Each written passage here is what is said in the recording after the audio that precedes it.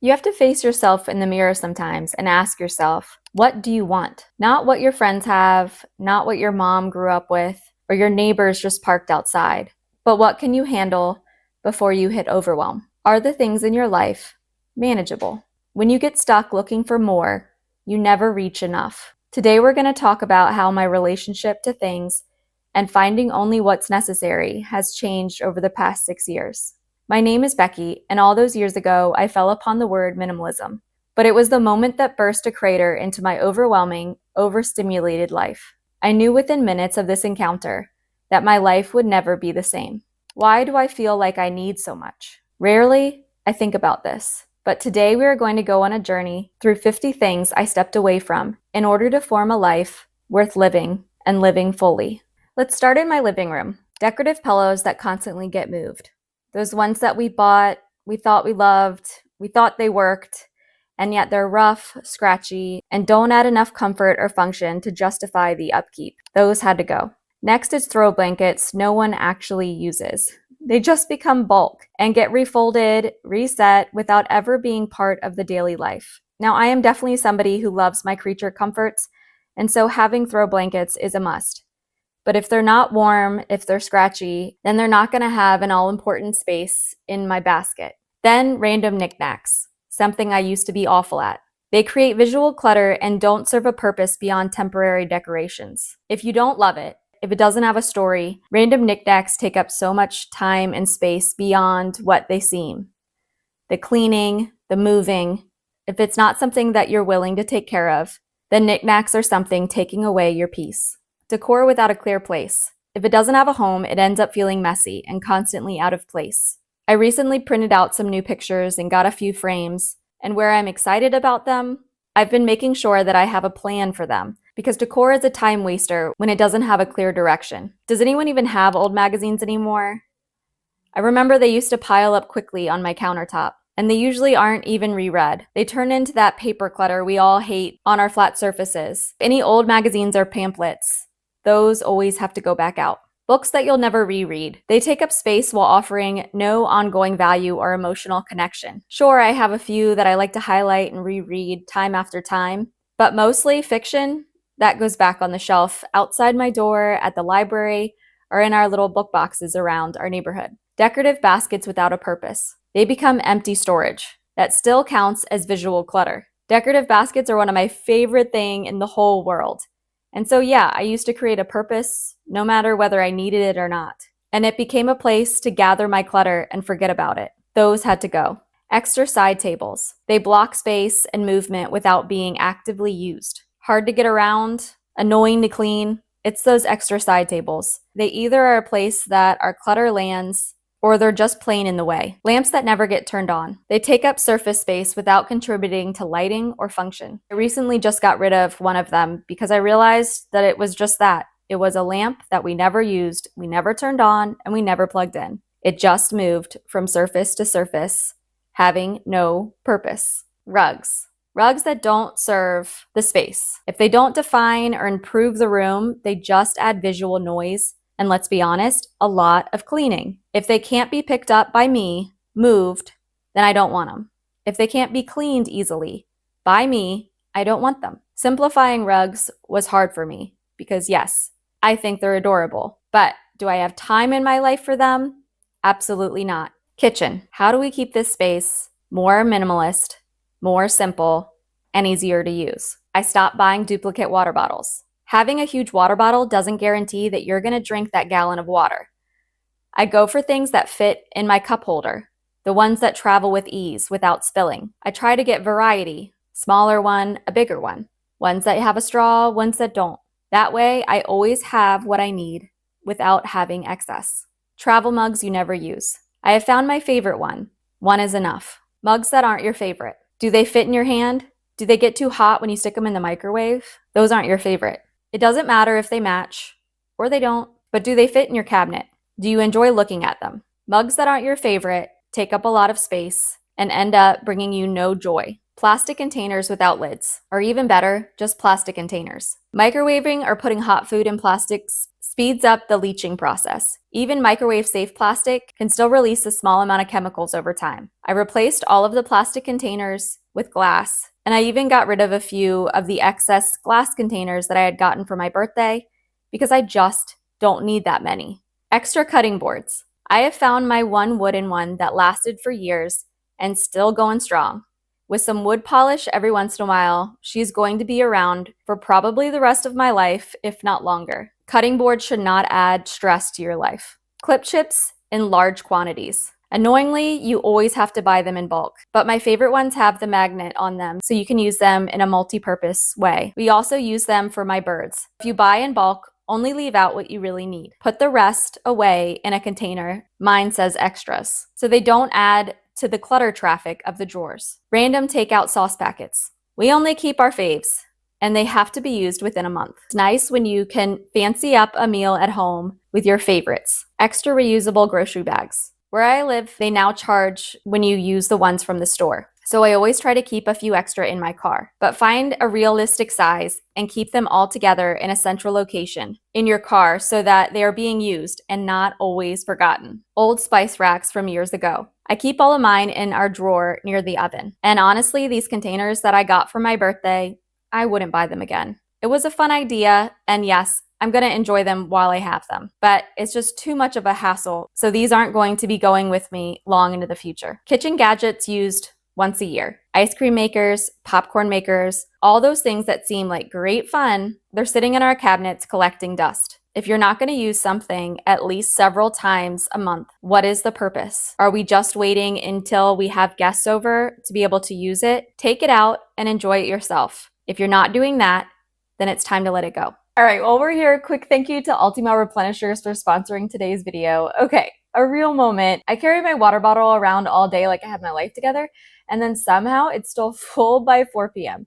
Adding more water sounds easy, but actually drinking it consistently, that is the part that gets me. What's helped me so much is adding just a little bit of flavor. I've been using the Ultima Replenishers for a while now, and genuinely, it makes me want to drink more water instead of forgetting about it all day. My favorite right now is the pink lemonade, and it actually tastes really good, not overly sweet or salty, and I love that it also has the 6 key electrolytes your body needs daily, but without all that extra stuff. So you have 0 sugar, 0 calories, 0 carbs, and there's no artificial sweeteners. This definitely isn't the hardcore sports drinks or anything. It's a realistic way to add hydration into your normal busy life. So you're not ending the day like I used to, tired, dehydrated, and wondering why I still have that headache.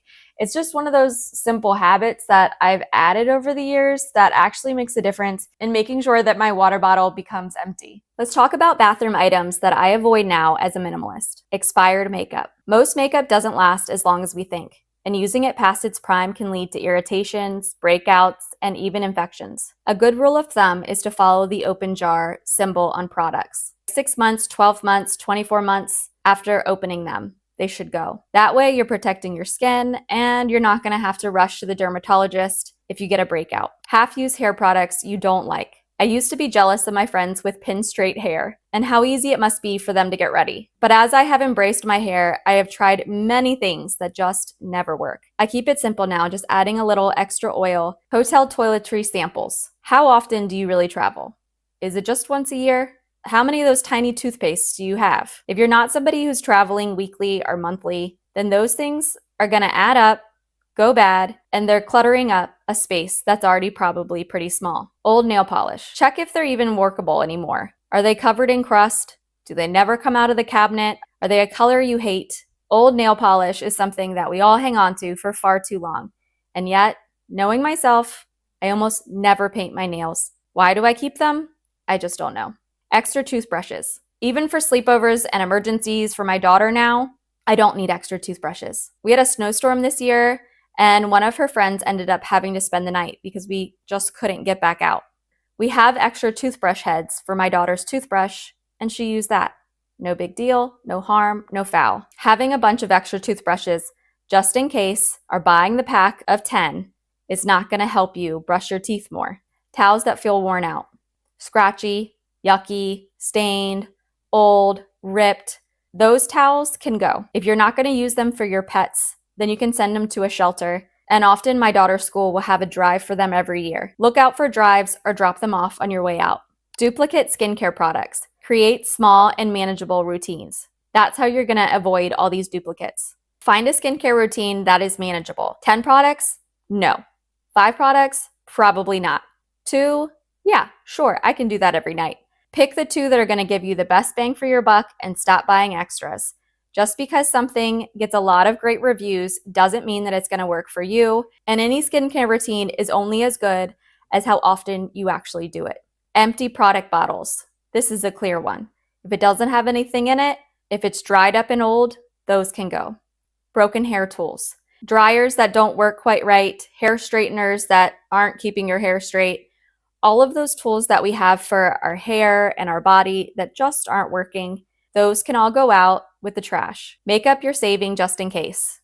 The wedding, the funeral, I don't know. The makeup we save just in case, one, probably isn't even good anymore because if you don't remember the last time you used it, most likely it's out of date. But on top of that, those just in case moments happen so rarely. Just keep things that you're going to use over and over again, build in a routine, and stop buying those just in case. Now let's go into my closet. Minimalist closets, what to let go of. Clothing that almost fit. They create pressure and guilt while taking up space. Instead of supporting the body that you have, they actually are laughing at you. These clothes that almost fit don't mean that there's anything wrong with the way that your body looks. If anything, your body's great. But these clothes are ridiculous and they're not working for you. You deserve better. Shoes that hurt your feet. If they're uncomfortable, they don't get worn. If you're like me and you had a kid, then most likely your feet have grown. They've expanded, they've gotten longer. No longer can I fit into a size 7, I'm a solid size 8. Free t-shirts from events. They're rarely high quality or intentional, so they add volume without real value. Better yet, just don't take them at all. Say thank you, but no thank you. Walk away and still enjoy the event. Worn out socks. Once they've stretched or damaged, they stop serving their basic function and just create laundry clutter. If you know my husband, he goes through a lot. And yes, it's irritating, but his toenails are sharp as scissors. And so if you have a suggestion or socks that are miracle workers, put it in the comment below. Girl needs to know. Outdated handbags. If they no longer match your lifestyle or your life, they just sit around unused, taking up storage space. I had to get a bag that was a medium size. I need a little bit, I don't need a lot. I need a bag that's going to be able to be there for me year after year without falling apart. And so I got this bag from a thrift store, but it's a really nice brand. It's made well. And I've had it for years. It was worn for years before it got to me, and it's going to be here many years in the future. Old workout clothes you avoid wearing. If you don't feel good in them, you're not going to work out. Your body won't want to move if it's too tight or if it's too loose, and it makes you feel miserable. When we're working out, you want to feel your best. You're doing something good for your body. You're doing that movement. Make sure you have clothes that match how your attitude should feel. Duplicates of the same items. Extra versions often go unworn and make it harder to see what you actually use. Buying the shirt in blue doesn't mean you're going to like it in pink. Often clothing that seems exactly the same, even sold like it's exactly the same, will have different textures or different fits. And blindly buying duplicates means that you're going to add a lot of clutter to your wardrobe that most likely is never going to be worn. Uncomfortable bras. I could talk about this forever. These are the worst. If you're not feeling physically supported, then don't choose them. No matter how many times I've owned a bra that I thought was really cute, if it cut into the side of me, if it pulled on my arms, it was never going to last. I was never going to put it on. If it's sitting in your closet just looking pretty, that's all it's doing, it's time to go. Clothes for a lifestyle you don't live anymore. They keep me holding on to a past version of life instead of the one I'm in now. Sure, it was cute one day when I wore that vest. Am I going to wear it again? No. How did I feel when I wore it? Awful. Those two things no longer go together. I have a lifestyle, I like my lifestyle, and I'm going to only pick clothes that are going to satisfy what my normal Tuesday is going to look like. Clothing you feel guilty getting rid of. Guilt keeps items in your closet, but guilt isn't a reason to keep something you don't use. If you're looking at that dress over and over and over again, knowing how much money you spent on it, it's closet clutter. and it's making you feel bad. So stop hanging on to it, let it go. I guarantee you in a week, you won't even remember it. On to the random. Random household items minimalists never keep, at least me. Mystery cords and chargers. If I don't know where it belongs to, I also don't need to keep it. It's taking up my space. I have several cords that look exactly the same. Figure out which one charges faster. Figure out where they go to. The great thing now is that a lot of cords are universal. Phones, computers, iPads, they're starting to use the same cords. Do you need 20 of the same cords? Absolutely not. You just need the ones that are the correct size and have the correct speed you need to charge. Old phone boxes. They don't add function. Once the device is long gone, they just create storage clutter. If you have a phone and you've decided to keep it, love it, get rid of the box, it's not adding anything, and I can tell you when you go to resell the phone, they don't care if you have the box. Manuals for appliances you no longer own. They no longer serve a purpose once the item is gone. Not only do they no longer serve a purpose once the item is gone, you can always find them online. Or, even better, go to YouTube, find a video that's showing you how to fix the refrigerator or the lawnmower that you're working on, and learn from somebody. It's going to be much easier than trying to read through thousands of pages of a manual and never really figuring out what you're doing in the first place. Greeting cards from years ago. They lose relevance over time and usually aren't revisited. If you're having a hard time getting rid of these old greeting cards, maybe somebody has given them to you, think about, can I take a picture of this in my phone and store it? Can I make it my background picture on my computer? Having the physical item doesn't mean it's getting rid of the memories, broken pens, and markers. If they don't work, they're just taking up space meant for usable tools. Sharpen your pencils before you put them back in the drawer. Check all of your pens and markers before you're sticking them in the bag. Make sure everything works. This was something I learned as a teacher, and every end of the year, we would go through all of our crayons, pens, markers. We would all test them, and then the ones that didn't work had to go. Old calendars. Once the year is over, do we really need to keep them? Sure. If they're your favorite calendar that had the cute pictures, cut the pictures out. Find the calendar again in the year that you're in. Holding on to old calendars doesn't mean that they're being useful to you. Gift bags you never use or reuse. If they're not actually going to be reused, they become unused storage clutter.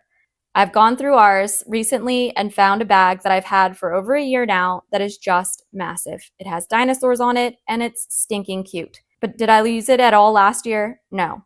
Could I use it in the year going forward? Maybe. But is it a guarantee? No. Should I hang on to something that I know I'm not going to use? No. That's called storage clutter. Random hardware pieces. Without knowing what it belongs to, they rarely get used and just accumulate. I know all of us have seen them. We have them in our baskets and we just don't know what to do with them. We don't even remember often what they go to. Holding on to it is not going to make it any better. Empty storage containers. Storage without a purpose becomes clutter instead of a solution. Holding on to all those cute containers that we got from the container store because they cost way too much money doesn't mean that we're going to use them. Get the storage that you need. Set the space up the way you like it. Everything else you can put in a maybe bin for a month, but if after the month is over, you haven't gone to reach for them, it's time for them to go. Just in case items that haven't been used in years. If they haven't been used in years, they're usually not just in case. They're just in your way. And as funny as that sounds, if there's never been an emergency where you had to use them, there's not gonna be one. I guarantee you could most likely find this item again, but have years where you didn't have to hang on to the clutter when you didn't need it. Minimalism isn't about getting rid of everything you own. It's about making space for the things that truly support your daily life. And often, removing just a few of these common clutter items can make your home feel noticeably lighter and easier to maintain. Small changes really do add up. If you're looking for some more tips on minimalism, decluttering, and organizing, then click this video right here on the left, and I wish you guys all the very best.